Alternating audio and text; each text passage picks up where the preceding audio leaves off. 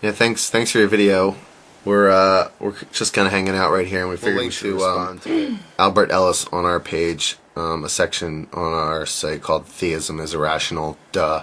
And Albert Ellis is one of the most important psychologists of our time, who helped develop our EBT, rational emotive behavior therapy, which is a form of therapy that almost all psychologists in the world use today.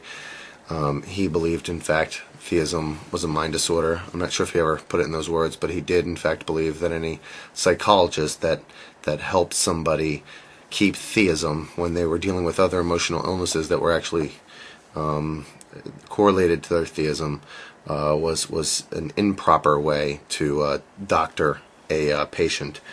So we'll link to that piece. The reasons why we believe that, okay, and we'll go right through your little list of, proofs here. From the Wikipedia page, you mention that a delusional disorder would cause distress or excessively preoccupy a person, and that they would be unswayed by reasonable argumentation or evidence to the contrary. Please explain to me how that does not perfectly fit a religious person. That their belief causes them distress because they're constantly feeling the need to please this God and worrying about what thoughts are going through their head or what kind of actions they've done, and thinking that they're some kind of vile, disgusting creature who needs salvation from this all-powerful God. That seems to be pretty distressing to me, and it is actually distressing to many people.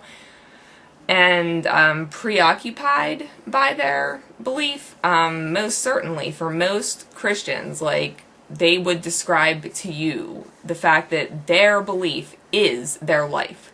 You know, how many of them, they live for Jesus. You know, the only reason to exist is God. That seems to be excessively preoccupied to me.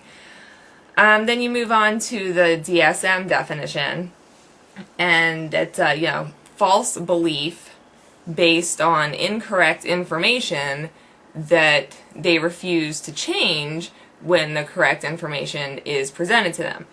And again, same situation.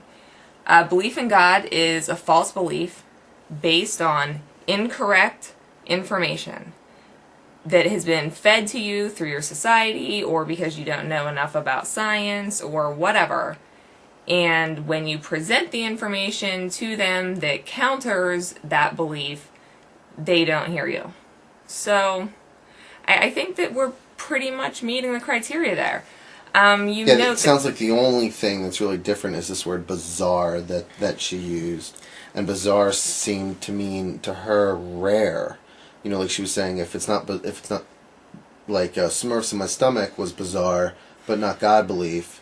But I think that God belief is bizarre. You're just using this word rare, I guess, or this kind of looking at it as being rare. I don't think that means anything. I mean, if you look at the DSM, for example, the DSM used to list homosexuality as being a disorder, and it no longer does. And what we're proposing is that at some point the DSM will list theism as a disorder. And even if it's not rare, and I think that's really the point that we're at today in the world when we have these conversations with theists all the time. We always present all sorts of evidence that shows them that their beliefs are flawed, and yet they don't change their opinion of the situation. That is representative exactly of the definition of disorder that you gave. Yeah, in particular, if you look up Grandiose Delusional Disorder, which specifically addresses the belief that you have some kind of special relationship with a higher power. Hello? Religion? Anybody? Anybody? Yes, does that make sense to you? And admittedly, it can be much worse in certain people. Like she talked about, like Dina Schlosser, and then your average theist. And in fact, Albert Ellis, and I'll concede this right now so that it doesn't have to be a charge back. But, Albert Ellis, the man who we referred to earlier, who I think would list theism as a mind disorder if he could, he also said that in some cases he admits that theism can make somebody better. But that doesn't make it right. I think that we can all agree that in most cases it doesn't. Even if we can't agree on that, in a lot of cases it doesn't. And it shouldn't be something that on all cases people would be okay with being wrong about. They are wrong about their decision making in reference to a God, and you shouldn't be okay with that. You know, even if it's not a disorder, you shouldn't be okay with being wrong. And there are plenty of people out there that can show that all of the arguments for God are flawed. And so, starting tomorrow, what do you say, folks? We just all give it up? I don't know. Let's do it, huh? Tomorrow can be the last day that this planet has to live with this silly, old, archaic belief system. Tomorrow. Let's get it on the front page of every newspaper in the world. It's over. Religion has died. Nobody can defend it. All right. So one last thing. You mentioned that religious belief is given a little bit of an exemption on the Wikipedia page, which may be true. But the thing you have to understand is that psychology is a study that's based on societal norms.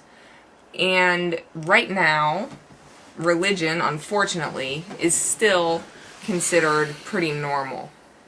And just like Brian mentioned earlier with the homosexuality thing, homosexuality at one point was not considered normal and therefore was a disorder, and now it's normal and it's not anymore. So I think if you take out the fact that, you know, a lot of people are religious or a lot of people believe in God, and just look at the criteria, you'll find that it does exactly meet the criteria for a mental disorder. And I would not doubt at all that someday it'll be listed in there right next to all the rest of them. That belief in a God who interacts with you and gives a shit what you do is a disorder.